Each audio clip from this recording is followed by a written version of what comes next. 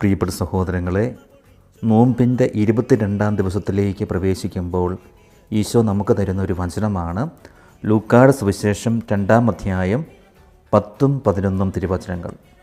ദൂതൻ അവരോട് പറഞ്ഞു, ഭയപ്പെടേണ്ട, ഇത് സകല ജനത്തിനും വേണ്ടിയുള്ള വലിയ സന്തോഷത്തിൻ്റെ സദ്വാർത്ത ഞാൻ നിങ്ങളെ അറിയിക്കുന്നു. ദാവീദിൻ്റെ പട്ടണത്തിൽ നിങ്ങൾക്കായി ഒരു രക്ഷകൻ, കർത്താവായ ക്രിസ്തു ഇന്ന് ജനിച്ചിരിക്കുന്നു.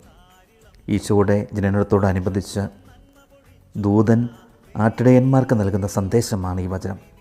ദൂതൻ പറയുകയാണ്, അല്ലയോ ആട്ടിടയന്മാരെ, ദാവീദിൻ്റെ പട്ടണത്തിൽ നിങ്ങൾക്കായി ഒരു രക്ഷകൻ, കർത്താവായ ക്രിസ്തു ഇന്ന് ജനിച്ചിരിക്കുന്നു. വചനം പറയുന്നു, ഇതാ നിങ്ങൾക്കായി ഒരു രക്ഷകൻ, നിങ്ങളെ രക്ഷിക്കുന്നവൻ, നിങ്ങളെ വീണ്ടെടുക്കുന്നവൻ ഇതാ ഇന്ന് ജനിച്ചിരിക്കുന്നു. പ്രിയപ്പെട്ടവരെ, ഈ വചനത്തിൻ്റെ അഭിഷേകം നമ്മുടെ കുടുംബങ്ങളിലേക്ക് വ്യാപരിക്കട്ടെ.